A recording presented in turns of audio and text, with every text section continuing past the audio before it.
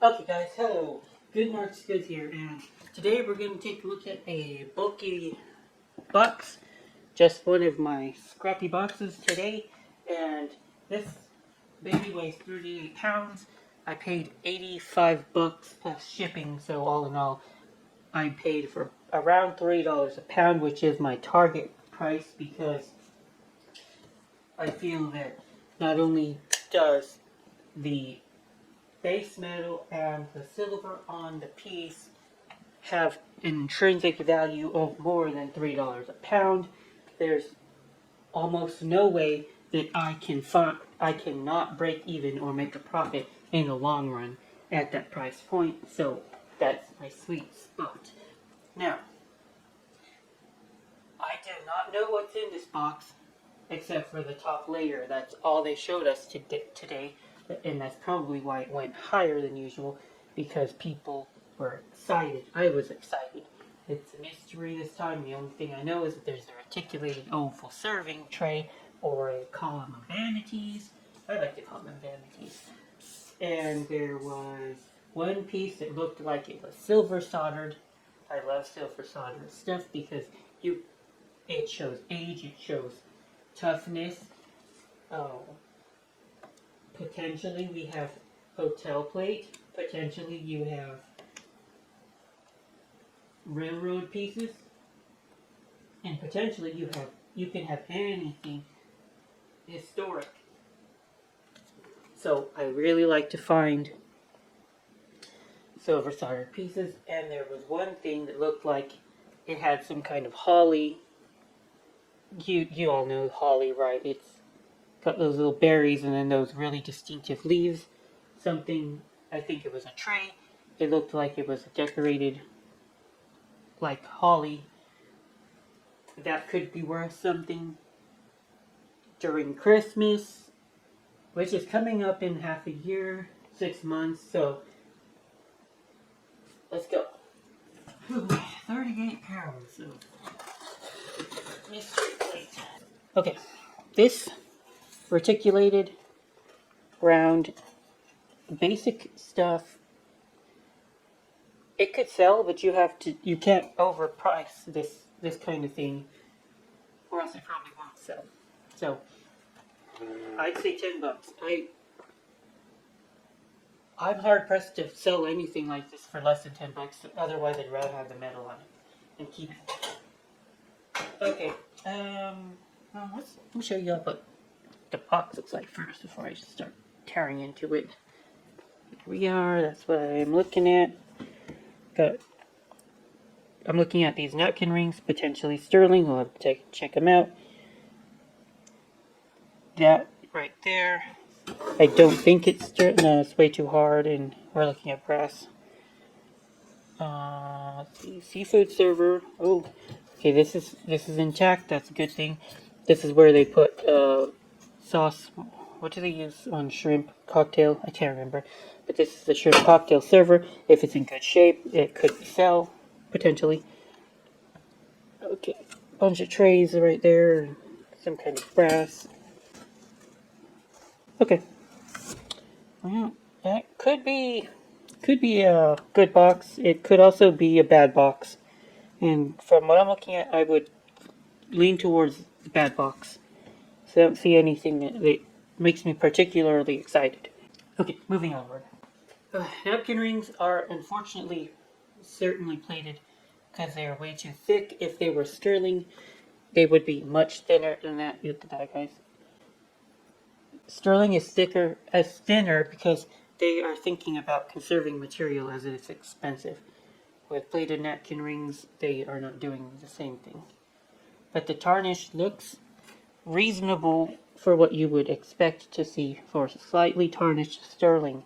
So the tarnish didn't exactly give me a definite identification. Age-wise, they are kind of old. I imagine these napkin rings are definitely vintage. And I cannot find a maker, unfortunately, so that's about the extent of what I know about these napkin rings. They're plated. They're well made. They're well crafted. this design could have been hand done. It's hard to tell, but it could have been. And they've got different designs too. This one's got a pretty decent design. Okay, napkin rings. I would probably just wait till I have a bunch of napkin rings, like 10 or 15, and sell them in a bulk lot. Okay, this is just worth very little to me. We can see that this is definitely plated. It's probably Oneida or something, but it doesn't even have a bottom, so it's absolutely scrap metal. And at $3 a pound, I kind of paid a little bit more for pure scrap metal. I'm looking for something to sell to offset that $80 plus shipping, so it's more like $120. So I need something to sell. So this is the first good piece though, because we've got an intact shrimp cocktail server. The fish is in great condition. People like the fish on the base. It gives it a lot of character. There doesn't seem to be a name on it. And it feels to me more like modern, later Silverplate construction. But yeah, this condition is pretty okay. Two different style screw, but that's okay. Who cares about that? It's that fish here that the reason why I'm able to sell this is that the fish and the little pieces here survived the trip, which is very nice. So I would say I'm up to $30 in sellable merchandise. Okay, here's a silver star piece. It also survived good. Victor Silver Co. made a lot of this stuff, and it could be that I'm looking at Victor Silver Co. or just gonna have to take a look. It's an International Silver Co. Monon, Monon. So the Monon Railroad is actually a pretty good find for me. Anything railroad related is going to be worth something, but this one's not too shabby. This railroad ran through Chicago in the Illinois area for a very long time. It's kind of hard to price this stuff because it is rare. You are finding a very specific collector, and so your pieces may sit for a while, but similar pieces by other railroads are going upwards of $100 to $250. I think that my piece is it's in decent shape, so I would consider that a similar price range. Okay, so my first instinct was, well, it's kind of like a shot in the dark, but it's a possibility that this stuff can be railroad, and apparently, according to Google, the Monon Railroad reportedly marked MON, also known as the Chicago, Illinois, and Louisville Railroad, reporting mark CIL from 1897 to 1971 was an American railroad that operated almost entirely within the state of Indiana. The Monon was merged into the Louisville and Nashville Railroad in 1971, and much of the former Monon right-of-way is owned today by CSX Transportation. Okay, so that's the big first hit we have. Anything railroad and vintage and old and vintage and legitimate is going to be worth something. How much, I don't know, because I'm not a railroad expert, but I know that people will at least pay for $50 for this. I've seen it before. Okay, so doing okay now. Old Leonard, it's okay. Again, if you tried to sell this, it'd be better to have the entire set and it being in good working condition. Single pieces like this, although they have value, they go very, very slowly. Okay. Vegetable dish, it's no name on it, but it's in good shape, it appears. And the bottom is here as well. I think this is the one. No, it's not. It can't be the one. It's not. It doesn't look right. Okay. So it's WMA Rogers. This one. Vegetable dishes do not do very well. in selling, trying to sell them. I've had trouble. A random lid. That's okay. Let's see, we got the other piece of the vegetable dish.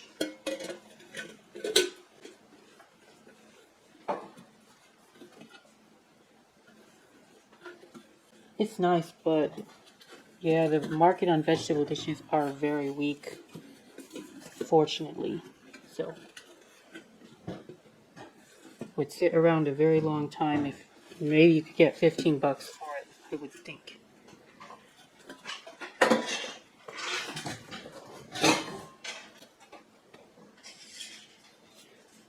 So y'all see this pattern?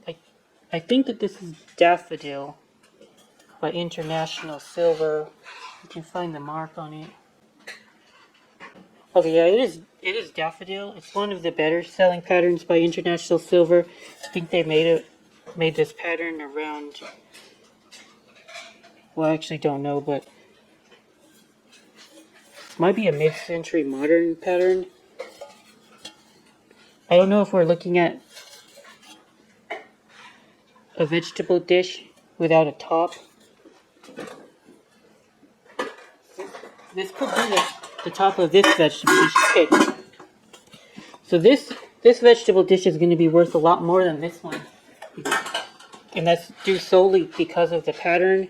That this pattern is recognizable and it has a market. So maybe 40 bucks for this one. Again, you'd have to find the right buyer and the right collector. That could take a while. So we have a baby cup here. The marking is Sheridan. They made a lot of Sheridan, but people still seem to like the company. Based in Taunton, Massachusetts. They were one of like the later companies that still hung around into the 60s. It was a big deal when that firm went out of business. It probably did a lot to their economy.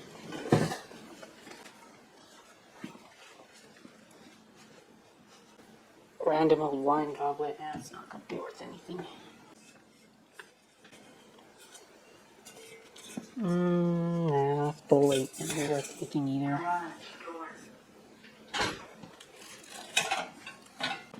Okay, guys, I told you the wrong thing because this is actually Sheffield, the Sheffield company. I think that they were also based in Taunton, Massachusetts. Okay, so we have a third vegetable dish. It's a very tough condition. It's a very tough shape. I like this vegetable dish. It's very sturdy, and it's also by Sheffield.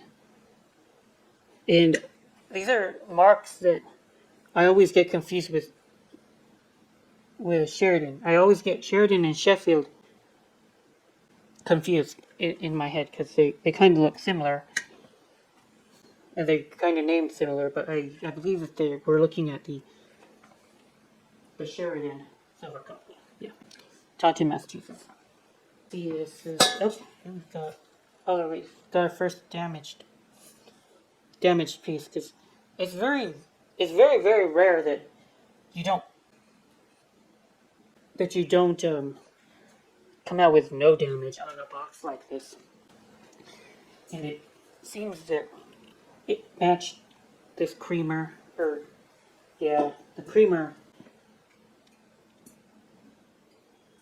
matched this teapot. Fortunately, the feet are broke, so this is now scrap metal, and there's no possibility to have a full set of. I believe that this is Leonard. Yeah, it's Leonard. Leonard is one of the more reasonable companies that still sell okay. It still stands alright, even with the broken feet, but who the heck is going to want the broken feet? It seems like the sugar bowl was lost. Let's see here. Alright, this is okay. Cake stands. People still use cake stands, so again, it's gonna go for whatever a cake stand is worth, and hopefully they want a silver plated one. You know, if you want to have a cake on a stand, you have to buy a cake stand, and that's where I like to find things that people still need. Oftentimes they don't really want to use silver plate, but on an occasion like wanting to display a cake stand, and they'll still want to use it. Okay, let's see. Doesn't appear that we've got any sterling silver today, guys. Another an Oneida 3.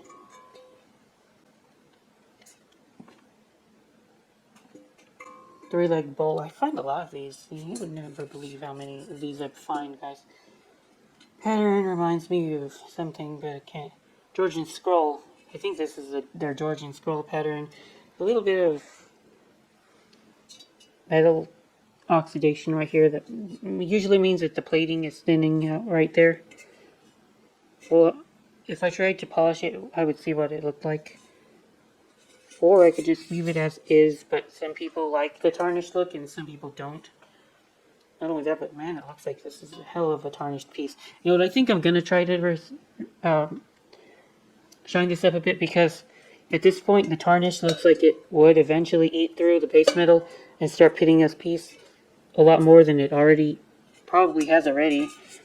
But if I were to keep it the way it looks, and you let it keep going like this, say you just put it away again somewhere, it's gonna look pretty bad in the future. You know, that's kind of what I'm thinking about, is if people just hold on to silver plate over time, I think that it's gonna get more and more damaged. Pitting is gonna be more and more common, and okay. Let's see here, we got another part of a vegetable dish, I believe, and this one's Oneida. But I didn't see a top for this, so I think it's just the way it is. We'll have to see. Yeah, there's definitely no top for that vegetable dish, so we've got just the bottom of it. Okay, another bowl. Okay, this looks like the ISCO. Regular old serving bowl, hard to sell, but it's pretty. So functional, hard to sell. Okay, here we have something that's broken. Nice. Yeah, this is my fault. Not having them wrap this piece up, because this was a piece I said looked like holly, and upon further inspection, this was definitely something of value, and I let them destroy it. That was on me, because it had a frame here. I didn't know it had this frame here. Oh god, I'm gonna be sick. Oh, what was this though? This is whatever this was.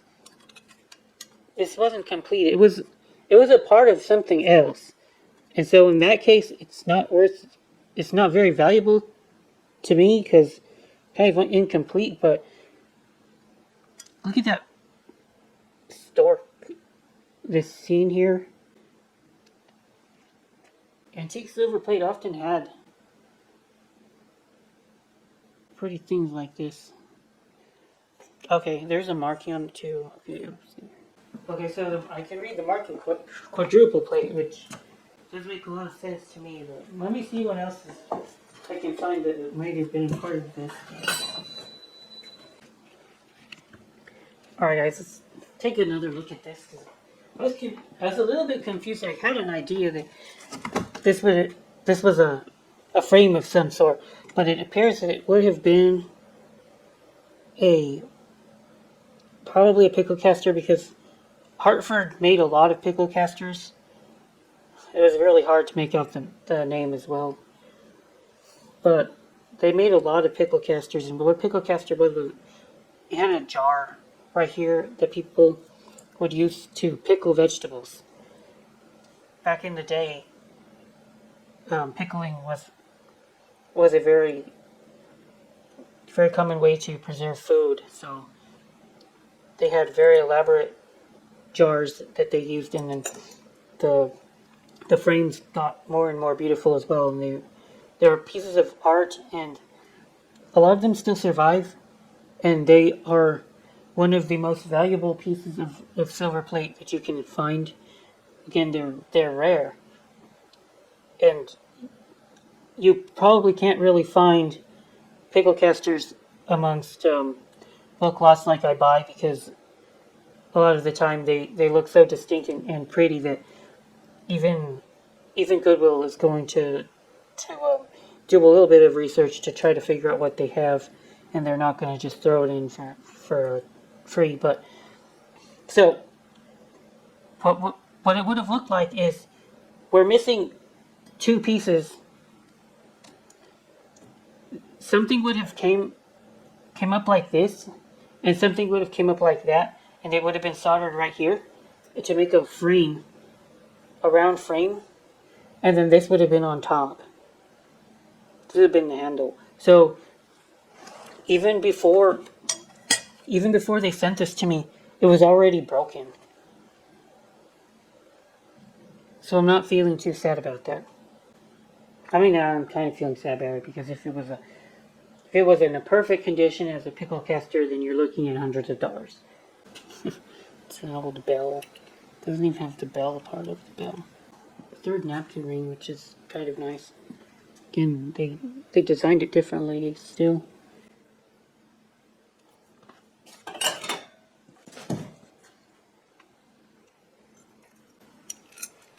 Some pieces of this piece that was damaged. It'd be nice if these guys had like initiative and took it upon themselves to protect things that were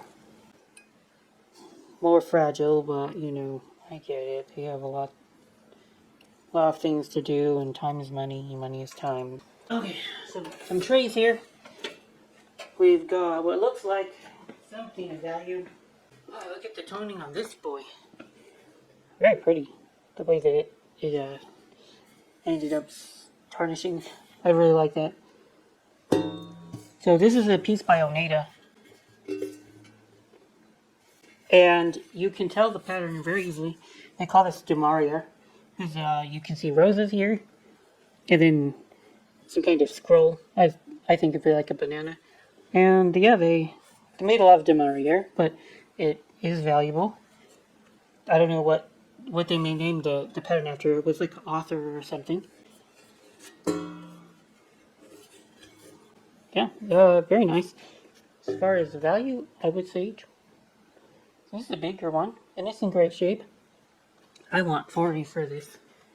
Whether or not someone would pay me 40 for it is to be seen, but I would want 40 for it. Some more trays. They're not as good as a Demaria piece at all. Yeah, alright, some are reticulated. I don't know if people would want that or not. I wouldn't, but maybe some people would. Like, why do you need it to be reticulated?